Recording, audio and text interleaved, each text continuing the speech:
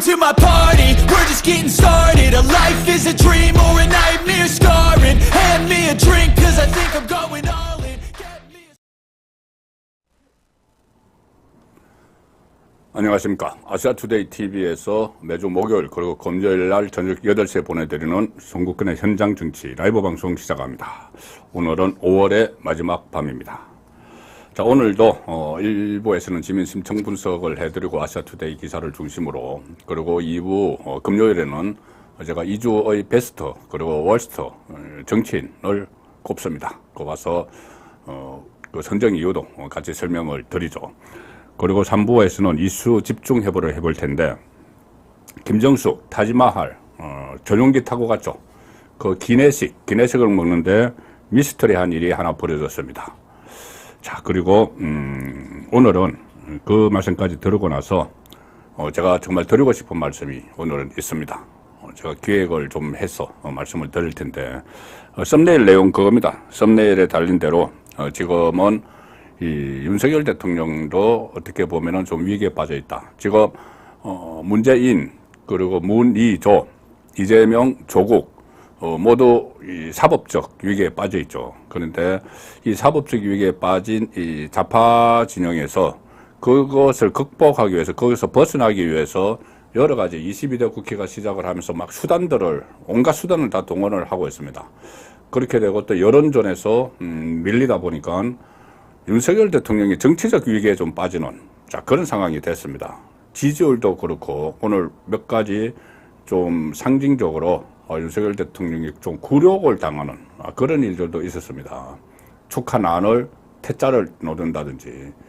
자, 그런데 이 상태로 계속 갈 수는 없는 것이죠. 거의 지금 지지율 보면은 정말 곧 10%대로 떨어질 수도 있는 그 상황까지 와 있습니다. 이 총선에서 지고 그 국민의힘이 지고 나서 좀 의기소침하다가 최근 들어서 이재명과 문재인을 둘러싼 여러 가지 의혹들이 새로 막 불거졌죠. 특히 문재인 주변 김정숙, 문다혜, 그리고 전주지검의 문재인을 겨냥한 수사들이 좀 진전이 되고 검사 인사도 일어나면서 분위기가 반전되는 그런 느낌이 좀 있었는데, 갑자기 윤석열 대통령이 정치적 위기에 빠지는, 지금 22대 국회가 시작이 되면서 각종 특검도 지금 발의가 되고 하는 상황입니다. 그런데 지지율까지 거의 급락을 하는 이 상황까지 왔습니다.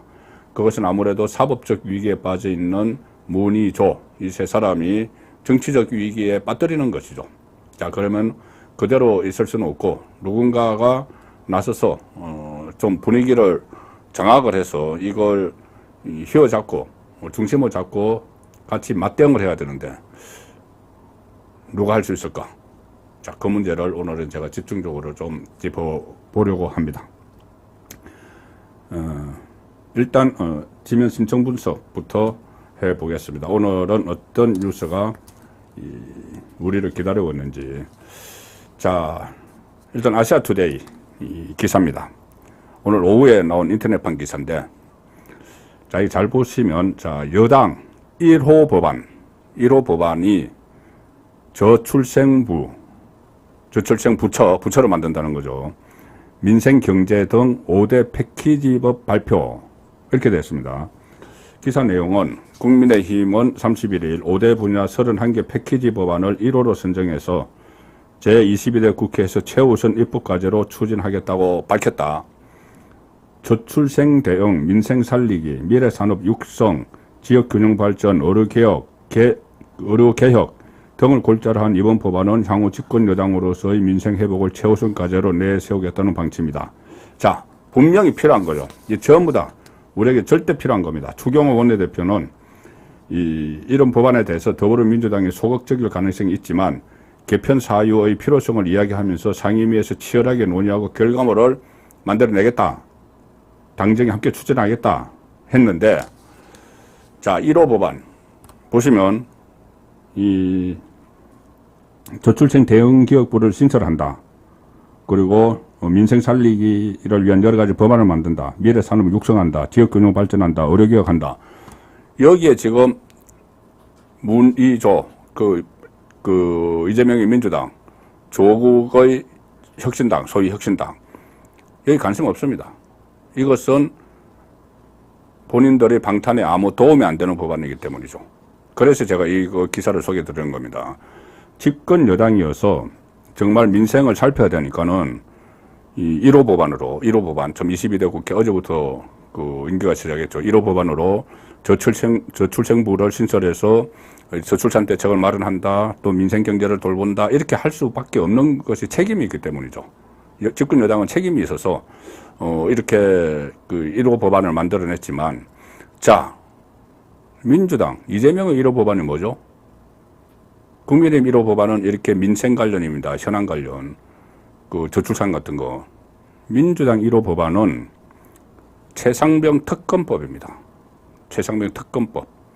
불과 며칠 전에 21대 마지막 국회 본회의에서 재투표에 들어가서 윤석열 대통령이 거부권을 거절해 했기 때문에 재투표에 들어가서 부결돼서 폐기가 된 최상병 특검법. 다분히 정치적 의도가 있고 탄핵 자락을 깔기 위한 그 법안을 이 21대 국회 마지막까지 처리하려고 했다가 무산됐는데, 저 최상병 특검법이 부결이 되면 저거 폐기가 됐습니다. 근데 22대 국회 들어서고 나서 며칠 만에 저거를 다시 약간 뭔가 고쳐가지고 특검법을 특검 임명하는 방법. 여기 이제 조국당도, 그때는 조국당이 없었죠. 21대 국회 때는. 조국당도 끼워놓고 해가지고 몇 가지 고쳐서 다시 발의를 하는 게 이게 1호 법안입니다. 이게 1호 법안. 국민의힘 1호 법안은 민생. 이 민주당 1호 법안은 탄핵 자락 깔기. 민주당 2호 법안 오늘 발의했습니다. 김건희 종합특검법입니다. 1호 법안은 최상병 특검법, 2호 법안은 김건희 종합특검법. 이게 전부 다 어쨌든 그 전국을 좀 혼란하게 만들어서 탄핵까지 가기 위한 그 자락 깔기죠. 그만큼 본인들이 지금 위기에 처했기 때문입니다. 그러면 조국 1호 법안은 뭐냐? 조국당. 한동훈 특검법입니다. 여기도 한동훈 특검법. 왜? 한동훈에게 보복을 해야 되니까. 무엇을 가지고? 딸 문제. 한동훈 특검법에 골자는 한동훈 전 비대위원장 딸, 어떤 그때 한번 논문 대필 이런 것이 고발이 돼서 경찰에서 수사를 했다가 일단락시킨 거죠. 힘이 없다.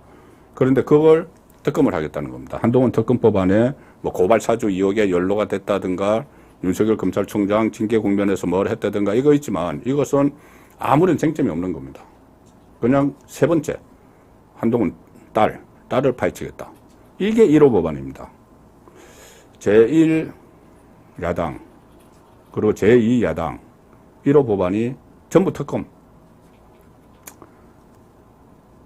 이 상황인데, 그 심정 같았으면은 그러면 국민의힘도 맞불을 놔라. 1호 법안은 김정숙 특검, 2호 법안은 김혜경 특검, 종합특검, 김정숙 종합특검, 김혜경 종합특검. 그리고 심지어 문재인에 대한 수사도 제대로 이루어지지 않고 있죠. 그럼 문재인 종합특검, 문재인 특검. 심정적으로는 정말 그렇게 하고 싶죠. 맞불을 놔가지고. 정말 그러니까 삼김여사 특검 이런 명칭을 붙이든지. 그런데 집권 여당이라서 책임이 있는 정당입니다. 국정 운영에 책임이 있는 정당이니까 그렇게 하지 못하는 것이죠. 그런데 이 1호 법안, 최상병 특검, 김건희 종합특검, 한동훈 특검, 이러니까는 좌파 지지자들은 거기에 와 해서 몰리는 겁니다. 와 해서 몰려서 이 윤석열 정부 무너뜨려 보자, 이렇게 해서 여론전을 막 펼치는 그 상황이죠. 그러다 보니까 지금 윤석열 대통령이 정치적 위기 상황으로 몰려가는, 자, 그 단계를 제가 지금 하나씩 이렇게 좀 설명을 드리고 있습니다. 아사투데이 이 기사 중에 하나는 이 1호 법안이 집권당인 국민의힘과 아무런 책임이 없는 야당들, 책임이 없을 뿐더러 이재명은 이재명 나름대로 지금 구속영장 곧 청구될 것 같은 그거 피해야 되죠. 조국은 대법원의 사형 판결만 되면 구속되죠. 그러니 이 정책을 가지고 이야기를 할 수가 없는 겁니다. 며칠 전에 노무현 15주기 때 노무현 서재에 문재인이 이재명과 조국 그리고 김경수를 불러 모아놓고 했다는 이야기가 있죠. 민주당과 조국당이 어떤 선거 때 내세운 공약에 공통점이 있는데 빨리 성과를 얻도록 하라. 빨리 성과를 얻도록 하라. 공통점? 민주당은 그래도 뭐 계속 국회 활동을 해왔으니까는 정책에 대해서 공약들을 내세웠습니다. 그런데 조국당은 정책 공약은 하나도 없죠. 오로지 한동훈 특검, 탄핵, 개헌을 통해서 윤석열 대통령 임기 단축 이런 이야기만 하면서 선거를 치렀습니다. 그러니 공통된 거라면은 민주당에서도 그런 이야기를 했죠. 뭐 특검, 탄핵. 그래서 결국은 특검과 탄핵, 윤석열 대통령 탄핵 여기에 대한 성과를 내라는 게 문재인의 요구였죠. 자, 그 정도로 지금 이 필요에 의해서 문재인, 이재명, 조국의 필요에 의해서 전국을 이 상태로 몰고 가고 있는 상황입니다. 이 말씀 조금 이따 다시 이어드리기로 하고, 제가 이 아시아투데이 기사 소개를 하면서 이것을 하나 뽑았습니다. 이거는 왜 뽑았냐 하면은 우리나라에도 큰 영향을 미칠 수 있는 상황이기 때문에 오늘 우리나라 언론은 그렇고 전 세계 언론의 관심을 가지고 있는 기사를 먼저 하나 소개해드리고 제가 이제 본격적으로 다시 말씀을 드리겠습니다. 아시아투데이 두 번째 소개해드릴 기사는 미국 배심원단 트럼프 성추문 입막음 돈 혐의 만장일치 유죄, 트럼프는 끝까지 싸울 것이다 이렇게 했는데, 제가 이 기사를 소개해드리는 이유는 지금 우리 주변이 만만치 않습니다. 지금 북한이 그 오물 풍선을 투척을 했죠. 오물 풍선 260개를 투척을 했습니다. 거기에다가 만약에 화성방 무기 같은 것을 싣고 내려보냈으면은 우리나라는 대혼란에 빠지게 되죠. 그런 데 대해서 민주당은 단 한마디도 이야기하지 않습니다. 그런 위험성에 대해서는.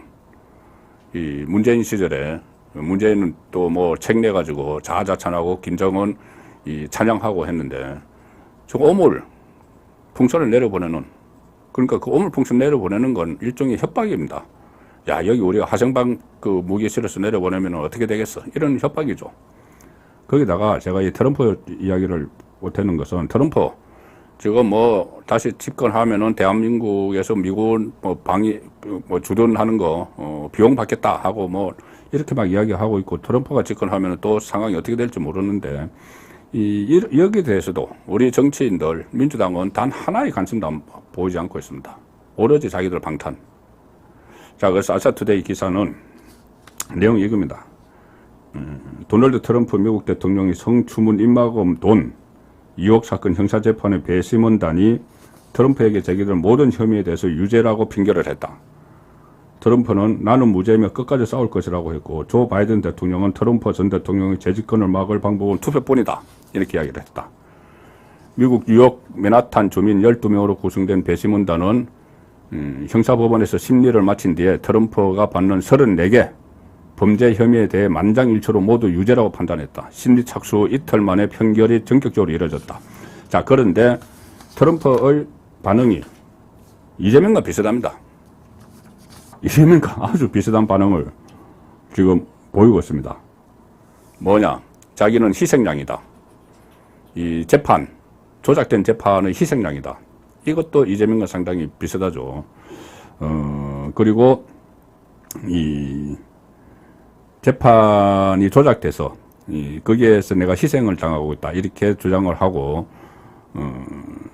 일단 이 5개월 대선이, 미국 대선이 5개월 남았으니까 어떻게 이것을 유리하게 작용한다, 그러니까 불리하게, 트럼프에게 불리하게 작용한다는 것도 있고, 하나는 워낙 트럼프가 어떤 도덕성 가지고 선거를 한 것은 아니기 때문에 별 영향이 없다 이런 이야기들이 있는데, 어쨌든 제가 이렇게 소개드리는 이유가 이 트럼프의 이 재판 대응 전략이 이재명과 상당히 비슷하다 그런 걸 느꼈기 때문이고, 또 하나는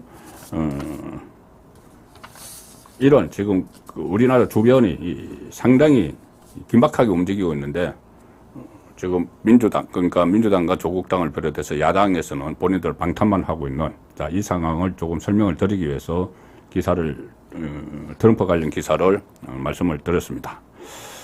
자, 아시아투데이 마지막 소개드릴 기사는 이 사설인데 이 사설 이 민주당 헌재 결정 존중해서 탄핵 남발 멈춰야 이 사설 기사입니다. 헌법재판소 결정 존중해서 탄핵 남발을 멈춰야 된다. 이 헌재가 소위 서울시 공무원 유우성 씨 간첩 조작 사건과 관련해서 공소권 남용 의혹을 받은 안동환 검사에 대한 국회 탄핵 소추를 기각을 했죠. 5대4로 기각을 했는데 재판관 5대4 의견입니다. 국회가 지난해 9월 국회가 이렇게 표현하기보다 민주당이 한 거죠. 그 검사 탄핵안을 최초로 상정을 해서 통과를 시켰습니다. 국회가 현직 검사에 대한 탄핵안을 가결해서 헌재에 넘긴 첫 사례가 됐는데 이제 헌재에서 이제 기각을 해버린 거죠. 이것도 그때 9월에 이 탄핵안을 표결을 할 때 이재명에 대한 체포동의안을 같이 표결을 한 그날 이것을 표결을 붙였죠. 그러니까 검찰에 대한 일종의 보복성 탄핵을 했는데 헌재에서 기각을 시킨 그 기사입니다. 자, 그래서 이것은 상당히 좀 의미가 있는 것이 저번에 22대 국회 처음 시작하기 전에 민주당이 당선자 워크숍을 했는데 그 워크숍 끝나고 나서 민주당 대변인이 뭐라고 했냐면은 22대 국회에서는 가차 없이 장관 그리고 검사들에 대한 탄핵을 추진하겠다. 이야기를 했습니다. 검사와 탄핵에 대한 그 장관들을 일단 뭐 그 가반수가 돼서 가결을 시키면은 직무가 정지가 되죠. 그러니까는 윤석열 대통령이 국정운영 발목을 막 잡고 장관들을 막 탄핵해서 직무 정지시키고 헌재에서는 나중에 기각이 되더라도 그리고 이제 검사들에 대한 탄핵은 일종의 검찰 압박용으로 써먹겠다는 이야기죠. 그래서 이게 한 번 이렇게 했기 때문에 더구나 첫 번째 사례에서 이 헌재에서 기각은 됐지만은 5대4까지 갔습니다. 만약에 한 사람이 반대 입장에 있었으면은 탄핵이 처리가 될 뻔한 거죠. 그래서 민주당에서 여러 가지 이 검찰과 법원에 대한 압박 수단을 사용을 하고 있는데 이 탄핵을 가지고도 또다시 좀 일종의 시간 끌기 아니면 검찰 길들이기 이런 도구로 사용할 수 있는 그런 여지를 또 하나 남겼다. 이 기각은 됐지만 5대4가 됐기 때문에 그러면은 지금 이 현재 9명 구성원 중에 적어도 4명은 여기 이제 그 일종의 뭐 진보 성향이다. 뭐 이렇게 분류가 돼 있죠. 그래서 계속 이 탄핵 카드를 계속 또 쓸 거다. 지금 윤석열 대통령 탄핵뿐이 아니고 지금 이 좌파 진영에서 최종 목표는 윤석열 대통령 탄핵이지만 그 전에 기능을 마비시키기 위해서 장관들, 그때 이상민 장관도 그 탄핵이 발의됐다가 헌재 결정으로 다시 업무에 복귀를 했죠. 직무가 정지가 되기 때문에 그 국정을 부분적으로 이제 마비가 되는 그런 것을 노리는 겁니다. 검사 탄핵도 마찬가지죠. 또 이정섭 그때 그 수원지검 차장검사, 이정섭 차장검사, 그리고 고발사주 손주성 검사, 여기도 전부 다 그 탄핵이 발의가 돼서 통과가 돼서 헌재의 심리를 받고 있는 상황입니다. 그동안은 직무가 정지가 되죠.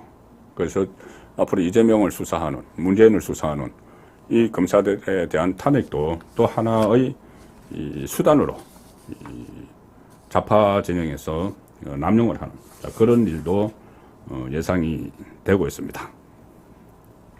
그래서 오늘 그 아시아투데이에서 민주당이 헌재 결정을 이번에 헌재가 내린 결정을 존중해서 탄핵 남발을 멈춰라 그러는데 이미 민주당은 22대 당선인 워크숍 때 탄핵 남발하겠다 아예 그렇게 선언을 해놓은 상태입니다. 상당히 이 22대 국회 어제부터 시작을 했지만은 그냥 이 보통 비상시국이 아닌 것이죠. 자, 이 상황에서 일단은 이 주의 베스트 워스트를 먼저 해드리고 제가 조금 전에 말씀드린 내용들을 짚어보겠습니다. 2주의 베스트. 제가 꼽은 2주의 베스트는 추경호 국민의힘 원내대표 그리고 윤재옥 전 원내대표입니다. 왜 이 두 사람을 꼽았느냐 하면은 21대 국회 마지막에 최상병 특검법에 대한 재투표가 이루어졌죠. 그때 사실 저는 개인적으로 상당히 불안했습니다. 통과가 될 가능성이 있다고 봤습니다. 3분의 2 무기명 투표인데다가 58명 계산법에 따라서 55명 내지 58명의 22대 국회에 등판을 못하는 국회의원들이 있었죠. 21대 그때 마지막 투표권을 행사하는. 그 중에서는 낙선, 그러니까 본선에 나가서 떨어진 사람이 있었고, 내가 출마 안 하겠다고 출마 포기선을 하는 사람이 있었고, 그 다음에 이 낙천한 사람들이었습니다. 낙천. 공천에서 떨어져서 억울한 사람들. 이 사람들이 만약에 가표를 던지면은 그때 17표가 이탈을 하면은 통과된다고 했었죠. 그런데 이미 5명이 나는 그 가표를 던지겠다고 이야기를 했습니다. 안철수, 김웅, 뭐 최재형, 뭐 김건태, 뭐 또 유이동 이 5명은 이미 선언을 했죠. 그래서 한 12명이 더 추가로 이탈을 하면은 이게 통과가 돼버리고 바로 혼란스러운 그 특검 전국이 들어가는데 표단속을 잘 했죠. 전현직 원내대표가 표단속을 잘 했기 때문에 일일이 다 전화하고 찾아다니면서 표단속을 했기 때문에 오히려 그때 표 계산을 해보면은 민주당에서 한 5표 이상이 이탈을 했다. 오히려 그때 비명 행사, 공천 학살을 당한 사람들이 중심으로 이탈을 했겠죠. 그래서 일단 첫 번째 방어는 성공을 했다. 해서 제가 베스트로 말씀을 드렸고, 자, 월스트는 제가 이성윤, 이 사람도 이제 국회의원입니다. 친문 검사로 서울중앙지검장을 했는데, 이 이성윤이 지금 금 배지를 단 이틀째 됐는데 아주 노골적으로 지금 윤석열 대통령을 탄핵을 목표로 해서 이런저런 일들을 지금 벌이고 있습니다. 자, 하나는 뭐냐면은 이 대북 송금 검사들을 대상으로 특검을 하겠다. 이걸 주도로 하고 있습니다. 이성윤이 무슨 이야기냐면은 지금 이재명이 가장 큰 사법 리스크가 위기를 맞고 있는 것이 대북 송금과 관련해서 구속영장이 재청구가 될 위험에 빠져 있죠. 특히 시간 얼마 안 남았습니다. 6월 7일 날 이화영 전 경기도 평화부지사에 대한 1심 판결이 나옵니다. 6월 7일 이제 그 일주일 남았네요. 그러면은 1심 판결이 그 판결문에 대북 송금한 사실을 이재명에게 보고를 했다. 그 진술을 했다가 번복했는데 그것이 판결문에 포함이 되면은 그것을 가지고 영장을 재청구할 가능성이 상당히 높죠.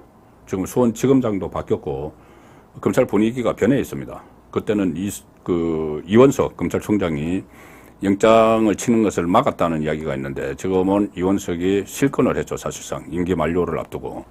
그래서 영장을 칠 가능성이 상당히 높습니다. 6월 7일 이하영 재판 나오고 나서.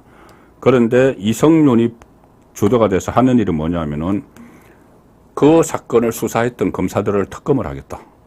그래서 특검을 추진하겠다. 이것을 6월 3일 날 발의하겠다는 겁니다. 6월 7일 날 이하영 재판 앞두고 6월 3일 날 그 사건을 수사했던 검사들을 특검하겠다. 그러니까 검찰청 소속 검사들을 특별검사가 수사를 하도록 만들겠다. 왜? 사건 조작했다고. 대북송금 사건 자체가 조작이라고. 말도 안 되는 이야기죠. 지금 법원 판결도 막 나온 것도 있고, 대북송금 관련해서 이 정원도 많고, 심지어 북한에서 받은 영수증, 돈 줬다는 영수증까지 있는데, 그 이제 사건을 조작했다고 이야기를 하는 겁니다. 그래서 특검을 하게 되면은 주로 이제 그 민변 출신, 좌파 성향 변호사들이 특별검사, 또 특검보, 이렇게 임명이 되죠. 그럼 민변 소속의 좌파 변호사들이 검찰청 수사 검사들을 수사를 하겠다는 이야기입니다. 사건 조작했다고. 이걸 불과 얼마 전까지 검사장이었다는 이성윤이 앞장서고 있죠. 그러면 이성윤은 얼마 전까지 검사장이었는데 자기가 데리고 일했던 검사들, 후배 검사들이 전부 다 사건을 조작하는 그 검사로 매도를 하는 겁니다. 자기는 이제 정치인이 됐다고. 그리고 김건희 특검법 발의, 이 말씀은 제가 잠시 후에 제가 오늘 본론을 말씀드릴 때 이어서 드리기로 하도록 하겠습니다. 김건희 종합특검법 발의 문제는. 그 전에 하나 좀 짚고 넘어갈 것이 바로 이겁니다. 지금부터는 이슈 집중해볼 시간을 하는데 우선 하나 크게 두 가지로 하겠습니다. 하나는 김정숙 타지마할 기내식 미스터리, 이걸 먼저 하나 말씀을 드리고, 이것도 상당히 심각한 문제가 될 수 있어서, 그 다음에 제가 오늘 드리고 싶은 말씀이 있다고 하는 부분이 있죠. 윤석열 대통령 정치적으로 상당히 위험한 지경에 빠졌다. 누군가는 가서 구출해야 된다. 그 말씀을 드리겠습니다. 일단 이게 뭐냐면은 김정숙 타지마할 기내식 미스터리가, 김정숙이 뭐 버킷리스트 이래가지고 여러 가지 지금 논란이 돼 있죠. 해외 여행 가지고 무려 문재인 그 집권 5년 동안 사실 그때 코로나 때문에 해외 여행이 자유롭지 않았던 때가 한 2년이 됐습니다. 5년 중에 2년은 코로나 때문에 여행을 잘 못 갔는데 그때도 나갔고 계속 번질나게 나가서 무려 48번을 나갔습니다. 김정숙이. 문재인과 같이. 그러니까 문재인이 일본에 하루 일정으로 갔다 오는 당일 코스. 그때 이 서틀 외교. 그러니까 1박을 하지 않는 거기만 빠지고 나머지는 다 따라갔죠. 그래서 48번을 나갔습니다. 그때 한 2년 동안 코로나가 있는데도. 이 48번이 얼마나 많은 거냐. 그 다음으로 많이 나간 대통령 배우자가 김윤옥 여사인데, 이명박 부인 28번. 그 다음이 권양숙 25번. 25번인데 48번. 거의 2배나 많이 나갔죠. 코로나가 2년 있었는데도. 그러면서 그때 여러 가지 이야기들이 있었습니다. 앙코르와트, 가기 위해서 캄보디아 가서 앙코르와트에 대통령 전용기가 못 앉으니까는 서울에 있는 공군이 여기 불러다가 빈 비행기로 불러다가 앙코르와트 갔다가 와서 또 빈 비행기로 보내고, 또 체코 프라하 가려고 체코 대통령도 없는데 거기 들렀다가 남미 대륙으로 가고 이런 이야기도 있었는데, 지금 말씀드리는 거는 지금 바로 타지마할 이야기입니다. 타지마할 관광은 아시다시피 그때 원래 인도에서 외교장관을 강경화를 초청을 했는데 강경화가 시간이 안 된다고 하니 도종환 문체부 장관을 초청을 했는데 그 초청장을 사실은 가로챘죠. 가로채서 가는 바람에 상당히 비용이 많이 들고 또 특히 대통령 전용기를 혼자 타고 갔죠.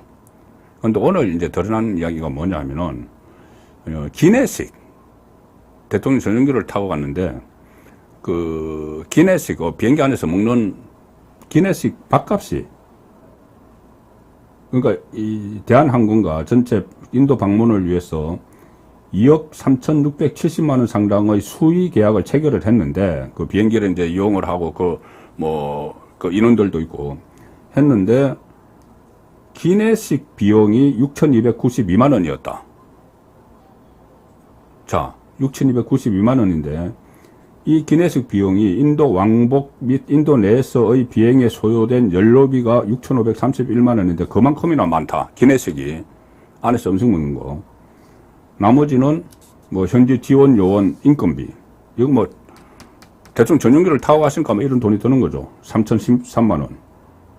지원 요원 출장비도 다 받아갔습니다. 2,995만 원. 이런 것이 쭉 있는데, 제가 그래서 계산을 해봤습니다. 아니, 어떻게 기내식이 6,292만 원이 지출이 되지? 6,292만 원? 그때 한 40명 갔다고 이야기를 했습니다. 40명인데, 40명이 청와대에서 13명, 경호원들이 14명, 외교부에서 8명, 문체부에서 7명, 이렇게 해서 한 40명 남짓이 갔는데, 그 40명 남짓이 기내식을 6,292만 원어치 먹었다? 그러면, 이 관계 3박 4일입니다. 3박 4일인데 다 기내식을 먹지는 않죠. 비행기로 이동할 때만 먹죠. 그래서 인도까지 8시간 반이 걸리는데 8시간 이상이 걸리면은 기내식을 2번 주도록 되어 있습니다. 그 왕복이면은 4번이죠. 나머지는 다 지상에서 먹었을 테니까. 4번 왕복을 했는데, 그러니까 4번 기내식을 먹었는데, 40명이 기내식을 4번을 먹었습니다. 그리고 그 안에서 이제 타지마할로 이동할 때는 거의 1시간 걸으니까 이제 기내식이 없이 간식만 있었다. 이렇게 본다면은. 그래서 제가 계산을 해보니까, 아니, 그렇다면은, 이, 한 명당 기내식 값이 157만 3천 원이 들어가는 겁니다. 157만 3천 원. 근데 이 사람들이 4번 먹었죠. 그럼 기내식 한 번에 39만 3,250원이 되는 겁니다. 이게 도대체 무슨 이런 엉뚱한 일이 있는가. 그래서 이게 어떻게 대한항공과 계약을 어떻게 했길래 이렇게 된 건지 그 부분은 아직 밝혀지는 거 없습니다. 이 자료를 배현진 의원이 처음에 이 문제를 과거에 또 제기를 했었죠. 김종숙 타지마할 그 문제 처음에 제기를 했는데 배현진 의원이 확보한 자료입니다. 문화체육관광부가 대한항공과 체결했던 대통령 전용기 수의 계약의 세부 지출 항목 산출 내역서 이것을 하니까는 이런 어처구니 없는 기내식 식사비가 나왔다. 그래서 이것도 나중에 이 종합특검 정말 종합특검이라도 했으면은 따져봐야 될 문제가 아닌가 그런 생각에서 제가 일단 소개를 드렸습니다. 미스터리한 일은 맞습니다. 자, 그래서 제가 지금부터는 이재명과 조국 또 문재인이 위기에 빠지니까 사법적 위기에 빠져 있죠. 사법적 위기에 빠지니까 지금 윤석열 대통령에 대한 공격 강도가 엄청나게 심합니다. 마치 당장이라도 탄핵을 할 것 같은 그런 식으로 몰아붙이고 있습니다. 문재인은 아시다시피 전주지검에서 했던 수사들, 그러니까 이상직 이스타항공 전 회장과의 포괄적 뇌물 혐의, 문다혜 부부 태국 이주 과정에서 일어났던 일, 그리고 특활비로 김정숙 옷 사고 구두 사고 했던 것들, 그리고 특활비로 의심이 되는 돈들이 태국의 문다혜에게로 막 갔던 것, 거기다 또 경호처, 현지 경호원이 문다혜와 동거래를 한 의혹도 있죠. 그리고 또 심지어 국정원의 대외 정보 수집비, 일종의 국정원 공작비죠. 공작비로 김정숙이 그 샤넬 자켓 1,000만 원짜리라고 하는데 더 된다는 이야기도 있습니다. 그걸 사는데 국정원의 해외 정보 수집을 위한 특활비가 대납이 됐다. 이런 보도까지 지금 나오고 있는 상황이죠. 그러니 문재인 쪽에서 그때 친문 27명이 지문 당선인 27명이 국회에서 때로 몰려서 기자회견을 하면서 방어막을 막 쳤습니다. 그만큼 이제 위기에 빠졌다는 거죠. 그리고 이재명은 이번에 검찰 인사로 인해서 수원지검에서 이 구속영장이 청구가 될 가능성이 상당히 높아졌고, 또 법인카드 이 수사가 계속되고 있고, 최근 들어서는 관용차 유용 김혜경 씨, 그리고 또 업무 추진비로 과일 샀다, 이런 것도 있습니다. 그리고 이 권순일 전 대법관과의 재판 거래, 이것도 서울중앙지검에 가 있죠. 근데 서울중앙지검장이 지금 바뀌어서 전주지검장을 하던 이창수 지검장이 과거에 이재명에 대해서 성남지청장일 때 수사를 해서 이재명을 기소를 했던 그 인물입니다. 그래서 이재명으로서는 바짝 긴장을 하고 있겠죠. 조국은 조국대로 본인의 그 아들, 딸 가짜 스펙 이것 가지고는 대법원 판결을 남겨두고 있고, 곧 대법원 판결을 나오면 구속되지만 그거 외에 또 서울중앙지검에서 그 재기 수사를 하고 있는 것 있죠. 울산시장 선거 불법 개입 사건.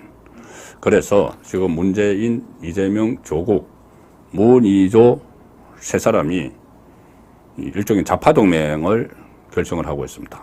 좌파동맹을 해서 그 좌파동맹 세 사람이 사법 처리를 안 당하고 살아남기 위해서는 윤석열 대통령을 정치적 위기에 빠뜨려야 되는 겁니다. 그래서 탄핵을 하든 조국이 늘상 이야기하던 임기 단축을 하는 개헌을 하든 빨리빨리 해서 자기들 중에서 대통령이 나와서 이재명이 대통령이 돼서 셀프 사면을 다 해버리는 그 운대한 꿈을 가지고 지금 움직이고 있다.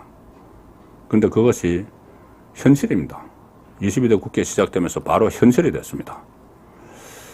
자, 이성윤, 제가 조금 전에 말씀드렸죠.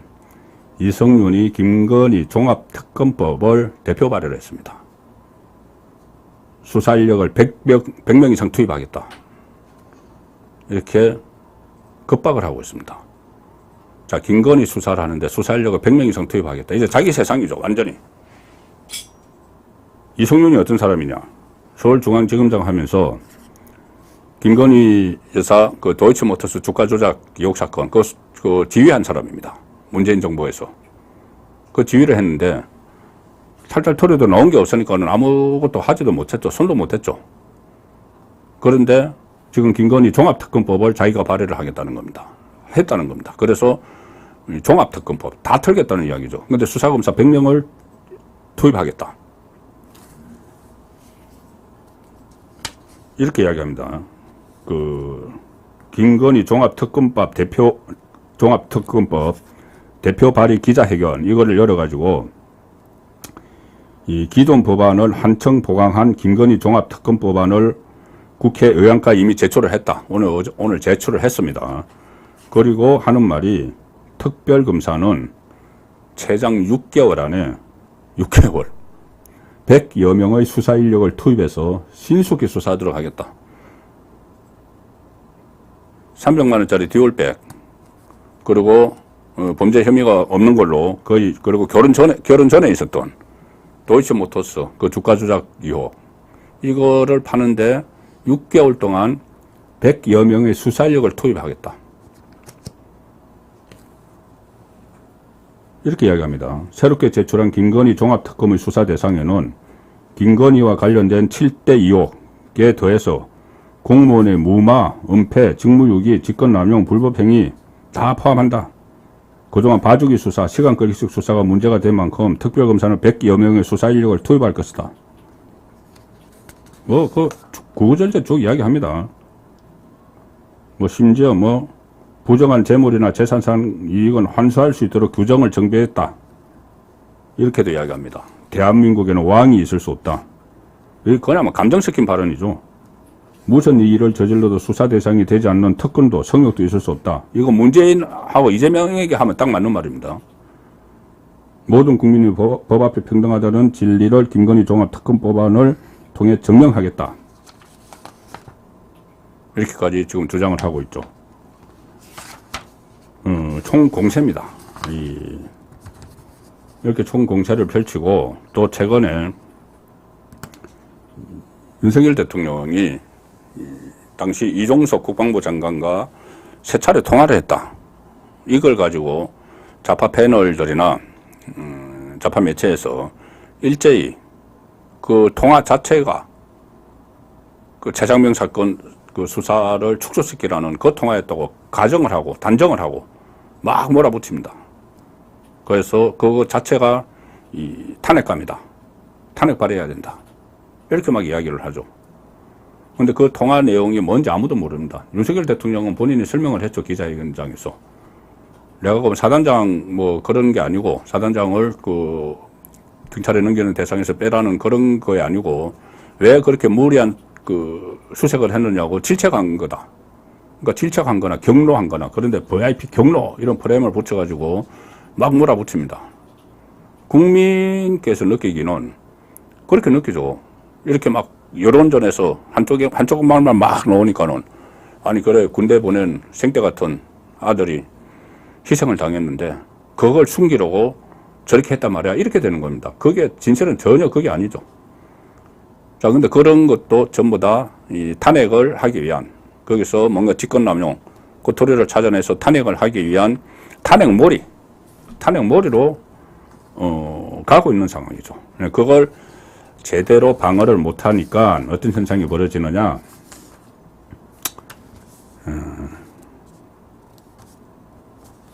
오늘 갤럽 조사에서 정말 비상한 여론조사 결과가 나와버렸습니다. 갤럽 조사.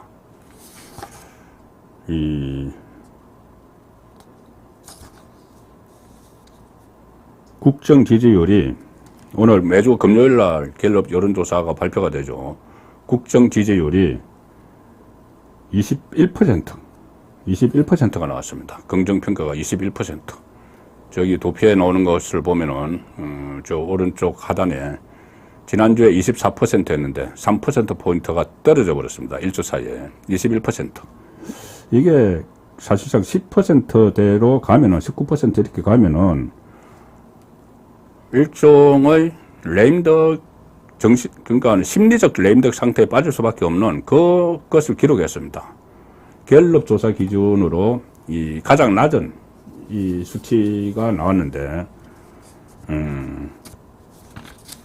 다른 여론조사에서도 지금 상당히 뚝뚝 지금 지지율이 떨어지고 있는 게 현실입니다. 그리고 부정평가가 70% 최고치를 기록을 했습니다. 70%. 이것도 지난주에 비해서 3%가 더 올랐다.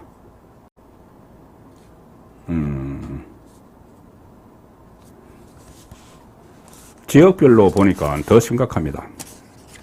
지역별로 제가 이렇게 살펴봤는데, 이 서울의 경우에 이미 긍정평가 지지율이 17%로 떨어졌습니다. 17%. 박근혜 당시 대통령이 이 탄핵을 당할 때 10%대로 떨어졌다가 쭉쭉 해서 5%까지 나중에 갔죠. 그걸 결국 탄핵당했습니다. 서울에서 17% 긍정, 부정평가 75. 이게 보통 상황이 아닙니다. 이거. 경기 인천 긍정평가 18%, 부정평가 74%. 수도권 다 합하면은 이 긍정평가가 10%대로 이미 추락을 했습니다. 10% 되면은 말씀드린 대로 심리적 레임덕이죠. 자, 중도청이 15%, 긍정평가 15%, 부정평가 76%. 이 정도면 위험 수위를 넘어선 겁니다.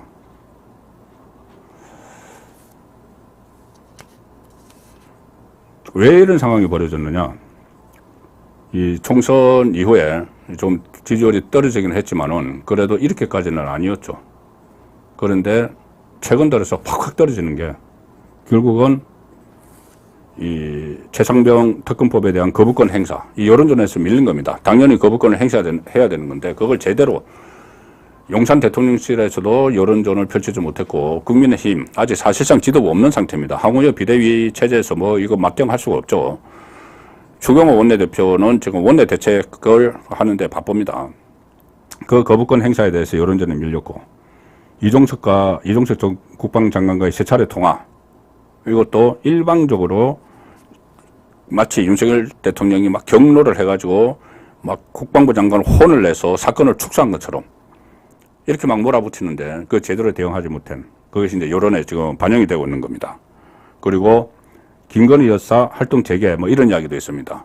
이 부분도 어떻게 보면은 이 용산에서 좀 이 단계를 밟아서 해야 되는데, 그러니까 그전에부터 계속 나왔던 이 부속실 설치라든가 특별감찰관 임명이라든가 이걸 서둘러서 단계적으로 해야 되는데 어느 날 갑자기 김건희 여사가 공식 활동에 이제 외국빈 캄보디아 그때 왔을 때 캄보디아 국가원수 왔을 때 뭐 나갔다 뭐 이런 식으로 하니까 이걸 또 민주당과 좌파 매체들이 막 몰아붙이죠.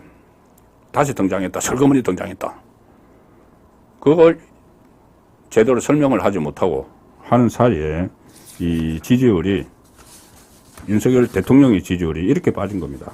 특히 서울 수도권 같은 경우는 서울의 경우 서울과 인천 경기가 지금 10% 대로 완전히 추락을 해버렸는데 이게 굉장히 위험한 상황입니다.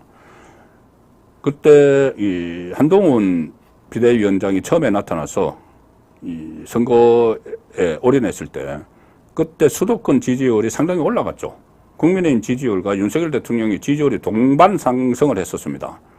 그래서 21대 총선에서 수도권에서 참패를 했지만 이번에는 이길 수 있다 이런 분위기까지 막 생겼습니다. 결과적으로는 그 기대만큼 안 됐지만 근데 지금은 선거에 지고 한동훈 사라지고 일단 사라지고 한 사이에 다른 것보다 훨씬 많은 10%대 지지율로 추락을 해버린 그런 상황이 지금 된 겁니다.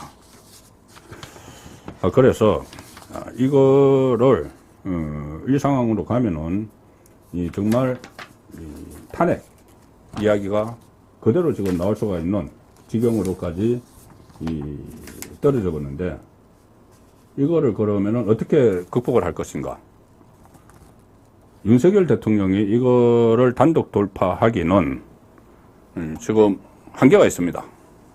무슨 정책을 내놓든지 뭐 의료 대란을 지금 어느 정도 뭐 정리가 되고 있지만 이것을 어떻게 뭐 해결을 하든지 뭐 그렇다고 해도 이게 일거에 만회되지는 않습니다. 그런 사이에 만약 예를 들어서 다음 주 지금 정치권에서는 대부분 이 갤럽 기준으로 다 판단을 합니다. 여러 가지 여론조사 회사가 있지만은 갤럽은 매주 금요일 날 발표가 되는데 다음 주에 정말 10%대로 떨어져 버리면은 걷잡을 수 없이 됩니다.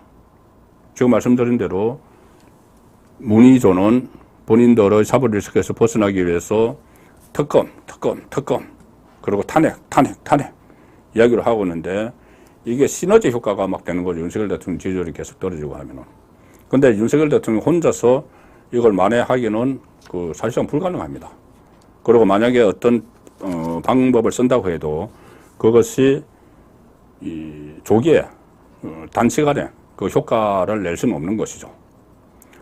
전체적으로 여건의 분위기가 확 바뀌어야 됩니다. 확 바뀌면은 그래도 조금씩 만회를 할 수가 있고 특히 그 사이에 검찰의 시간표가 있습니다. 지금 어떻게 보면 검찰과 검찰 법원과 그 다음에 좌파동맹 문이조 문재인 이재명 조국 좌파동맹의 시간 싸움이다. 저는 그렇게 봅니다. 왜 그러냐면은 문재인 이재명 조국은 사법 처리를 본격적으로 당하기 전에 뭔가 정치적으로 성과를 거둬야죠. 문재인이 이야기했듯이 빠르게 성과를 거둬야죠. 그 성과라는 게 윤석열 대통령을 레임덕에 빠뜨리고 나와서 대두덕 아예 죽은 정권을 만들고 그리고 그 다음에 탄핵을 하고 지금 벌써 이 검사 장관들 탄핵하겠다. 그런 이제 그 같은 대통령이죠. 탄핵을 하고 그리고 탄핵에서 또 혹시라도 헌재에서 기각될 수가 있으니까 그 국회에서는 표로 밀어붙인다고 해도 헌재에서 기각될 수가 있으니까 그러면 개헌을 해서 임기 단축을 하고 조국이 맨날 하는 이야기죠. 그렇게 해서 자기들 시간표가 있는 거죠. 근데 이 문의조 좌파동맹은 그 시간표를 빨리빨리 해야 됩니다. 왜냐하면은 검찰이 시간표를 가지고 있고 법원이 시간표를 갖고 있기 때문이죠. 법원의 시간표는 지금 조국에 대해서 대법원 이 확정 판결만 나면은 조국이 어떤 그 정치적인 행동을 더 이상 하지 못하게 만들 수가 있죠. 바로 구속이 되는 겁니다. 대법원 확정 판결만 나면은. 이재명도 법원에서 시간표를 가지고 있습니다. 지금 3개의 재판을 받고 있는데 그 중에서 2가지 위정교사 그리고 선거법 이 2가지는 연내에 1심이 나온다. 특히 위정교사는 한 2번만 더 재판을 하면은 1심이 나올 수가 있습니다. 그러면은 1심에서 대법원 확정 판결은 아니더라도 1심에서 다른 건 다 놔두고 피선거권 박탈형 선거법 같은 경우는 100만 원 이상이고 벌금 100만 원 이상이고 위정교사 같은 경우는 이 금고형 이상인데 피선거권 박탈형만 나와도 바로 이재명은 손절이 됩니다. 왜냐하면은 다음 대통령 선거에 나오지도 못하는 이재명을 살리기 위해서 막 한꺼번에 그렇게 예를 쓰지는 않겠죠. 그게 이제 법원의 시간표고, 또 하나는 검찰의 시간표가 있습니다. 검찰의 시간표는 문재인, 그리고 이재명, 그리고 조국을 겨냥한 것인데, 특히 지금 가장 앞장서서 탄핵 정국을 조성하는 이재명은 구속영장이 기다리고 있죠.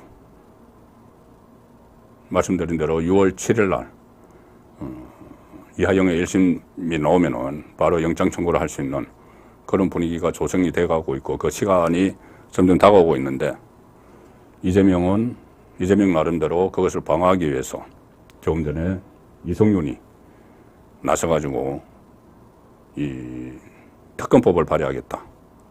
대북 송금 수사한 검사들을 수사하는, 좌파 변호사들이 수사하는 특검법을 발의하겠다. 그렇게 나오니까 이게 서로 시간의 싸움입니다. 그러니까 사법 쪽 리스크가 한꺼번에 막 몰려있는 좌파 동맹, 문의조는 정치적으로 빨리빨리 진행을 하려고 하고, 검찰과 법원은 이제 사법적으로 진행을 할 텐데, 그렇게 절박하지가 않죠. 이 검찰과 법원은 이 사람들, 완전히 궁지에 몰린 이 사람들만큼 절박한 건 아닙니다. 아무리 검찰 인사가 일어났고 하더라도. 자, 그래서 일단 시간이, 처음에는 이게 검찰의 시간이 더 빠를 걸로 생각을 했는데, 지금 예상 밖으로 윤석열 대통령의 지지율이 급격히 떨어지고, 이 상황이 되니까, 오히려 이 좌파 동맹의 정치 시기가 더 빨라지는 것 아닌가. 저는 이제 검찰의 시기가 더 빠를 거라고 예상을 했는데, 최근 며칠 사이에 그런 상황이 벌어지고 있습니다. 이게 그렇게 되면은 상당히 혼란해진다. 자, 그래서 결론은 그러면은 어떻게 할 것인가. 윤석열 대통령 혼자로 이거를 완전히 극복을 하기는 어려운 상황이죠. 그러면 지금 분위기를 대전환할 수 있는, 지금 3년 남기고 레임덕에 걸릴 수도 있는 초비상 상황이 벌어졌기 때문에, 그러면 누군가가 나서서 분위기를 대전환해야 되는데,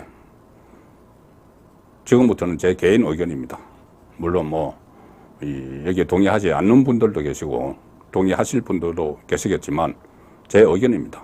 지금 상황에서는 유일하게 이것을 분위기를 대전환할 수 있는 사람은 한동훈이라고 생각을 합니다.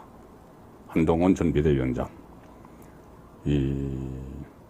지금 전당대회를 앞두고 전당대회 출마하느냐 마느냐, 그래서 일종의 타이밍을 재고 있다, 이런 말들도 나오는데, 타이밍을 잴 때가 아니다는 생각입니다. 워낙 다급하기 때문에 시간 싸움을 하고 있는 거죠. 그 탄핵을 하려는 좌파 동맹, 그리고 그것을 막아야 되는 검찰. 그런데 검찰은 그렇게 다급하지가 않으니까, 오히려 그렇다면은 그것을 막는데 정치권이 나서야 되고, 여당에서 나서야 됩니다. 물론 지금 원내대표가 있고 비대위원장, 황우여 비대위원장이 있지만, 지금 그 드러나는 상황을 보면은 그것에 대해서 어떤 이 정치 공세, 탄핵하는 이 정치 공세에 대해서 제대로 대응을 못하죠. 물론 원내대표는 표단속을 잘했다 해서 제가 아까 베스트를 이야기했지만, 이 당 차원에서, 여당 차원에서 대응을 해야 되는데,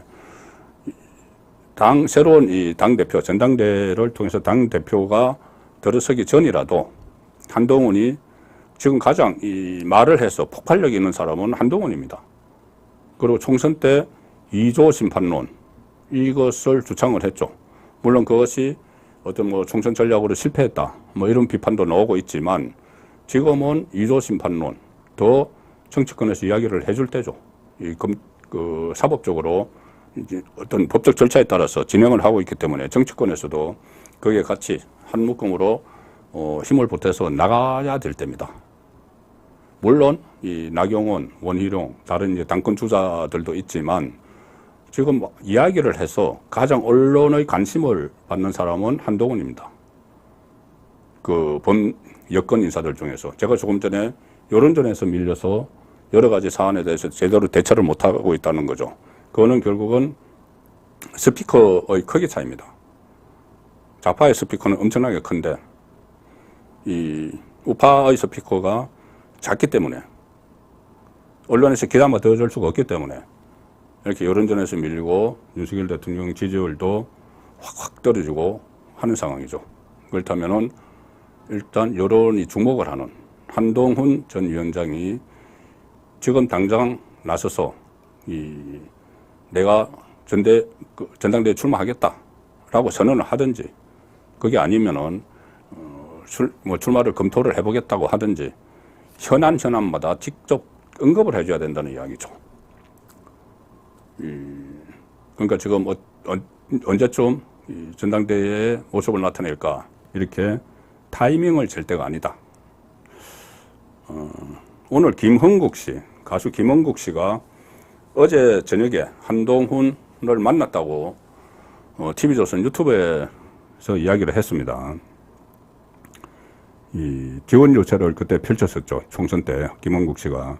근데 어제 저녁 식사를 같이 했다. 한동훈 전 비대위원장과 한동훈 전 위원장이 먼저 전화가 왔다는 겁니다. 어제 저녁에 한동훈 전 위원장과 단둘이 종로의 한 한정식 식당에서 2시간 정도 만나서 식사를 했다. 자, 이렇게 이야기를 합니다. 식사를 했는데 이렇게 이야기를 했다고 합니다. 저는 이 말에 상당히 또 의미를 부여를 하고 싶은데, 한동훈이 이렇게 이야기했다. 저는 할 말은 하는 사람이고 싸움도 할 줄 아는 사람이다. 한동훈의 말입니다. 정직하게 진짜 나라를 위해 또 국민을 위해 뭔가 해야 될 것 같다는 결심이 서면 꼭 한다. 또 뭐든지 그냥 되는 게 없기 때문에 필요하면 나라를 위해서 자신을 던질 각오가 되어 있다. 그리고 총선 이후 보수 우파 정치인들의 분열 양상에 대한 우려, 약간의 아쉬움 같은 것도 있더라. 이렇게 이제 김흥국 가수가 전화하는데, 자, 본인이 싸움도 할 줄 아는 사람이다. 할 말을 하는 사람이다. 지금이 싸울 때입니다. 결자 해지를 제가 몇 차례 말씀드렸는데, 결자 해지 정도가 아니고 좀 전에 말씀드린 것처럼 윤석열 정부가 겨우 이제 2년 지났는데 거의 벼랑 끝에 서 있는, 제가 낭떠러지라고 표현을 했죠. 거기에 서 있는 상황이 됐기 때문에 한동훈이 싸워야죠. 자기 싸울 줄 안다. 싸울 줄 아는 거 그때 총선 때 봤죠. 자, 그래서 이 한동훈의 재등장이 필요할 때다. 지금 김흥국 가수 만났다고 그것을 뭐 사진을 찍어서 언론 내보내고 뭐 양재동 도서관 가서 이렇게 노출을 하고 할 때가 아니고 직접 나와서 목소리를 내야 된다. 그것이 너무 절박하다는 말씀을 드리는데, 지금 윤석열 대통령이 일종의 이 지지율 떨어지는 것도 그렇지만 이 상황이 저는 상당히 심각하다고 또 보는데, 굴욕을 당하고 있습니다. 윤석열 대통령 굴욕을 당하고 있습니다. 국회 어제 개원을 했죠. 국회의원 22대 국회의원 전원 300명한테 난 선물을 보냈는데, 이런 경우는 저도 또 처음 봤습니다. 대통령이 보낸 난을 막 조롱을 합니다. 조국은 페이스북에 축하난이 왔다. 그런데 역대 유례 없이 사익을 위하여 거부권을 오남용하는 대통령의 축하난은 정중히 사용한다. 이런 무리한 게 어디 있습니까? 그 조국당의 김준형은 불통령의 난을 버린다. 박은정은 잘 키워서 윤 대통령이 물러날 때 축하난으로 드리겠다. 이런 조롱이 어디 있습니까? 대통령에게. 민주당 김원희, 윤 대통령이 축하난에 거부권을 행사하겠다. 반송하겠다. 최민희, 내어놓았으니 가져가십시오. 그리고 의원실 박폭도 바닥에 놔둔 난 사진을 올렸고, 정청래, 곧 축하를 후회하게 만들겠다. 진보당 3명 전부 다 축하난을 거부한다. 언론에 공지까지 했습니다. 버립니다. 이런 수모는 저도 정치부 기자 생활을 35년을 했지만은 대통령이 보낸 축하난에 대해서 이렇게 조롱하고 모욕을 주는 상황은 처음입니다. 그리고 이것은 윤석열 대통령 혼자만의 모욕, 굴욕이 아니고 우파 전체에게도 해당되는 문제이기도 하죠. 그래서 제가 지금 여러분들이 이 한동훈과 그 윤석열 두 사람의 관계에 대해서 양쪽으로 편을 나누어서 막 티격태격하기도 하고 책임론을 하기도 하고 하지만 지금 그럴 때가 아니다. 윤석열 대통령이 실패하면 우파 전체가 실패한다. 한동훈도 실패한다. 그러므로 한동훈이 나가서 윤석열 정부를 구하는데 헌신을 하면은 성공을 하든 안 하든 이제 헌신하는 모습이라도 좀 보여줘야지 그것이 이 우파가 돌파할 수 있는 길이다. 그 말씀을 오늘 드리는 겁니다. 거듭 제 말씀에 뭐 동의하시는 분도 있고 동의하지 않는 분도 있지만은 그런 식의 또 방식이 갈라진 것처럼 보이는 두 사람 사이에 갈등이 있는 것처럼 보이는 윤석열, 한동훈을 또 하나로 묶는 지름길이 될 수도 있는 것이죠. 위기일수록 똘똘 뭉치는 그런 습성이 있으니까 어쨌든 윤석열 대통령 지금 처한 상황이 저기 태자를 맞는 난이 그 상징적입니다. 그리고 수치로는 오늘 갤럽 여론조사죠. 그러면 한동훈 비대위원장은 물론이고 지금 한동훈 비대위원장과 또 책임론을 놓고 싸우는 그건 다른 이 우파 인사들도 이 상황을 심각하게 봐야 된다. 그런 말씀을 제가 드리느라고 시간을 많이 썼습니다. 근데 어쨌든 22대 국회가 이제 시작이 됐기 때문에 처음부터 새롭게 모든 그 현안에 다가서야 됩니다. 그렇지 않으면은 이 사법 위기에서 벗어나려는 이 좌파 동맹에 의해서 상당히 나라가 어지러워질 수가 있기 때문에 좀 새로운 모습으로 임해야 된다. 자, 그런 말씀을 오늘 드렸습니다. 오늘 5월의 마지막 밤입니다. 편한 시간 보내시고 저는 다음 주 목요일에 다시 찾아뵙도록 하겠습니다. 감사합니다.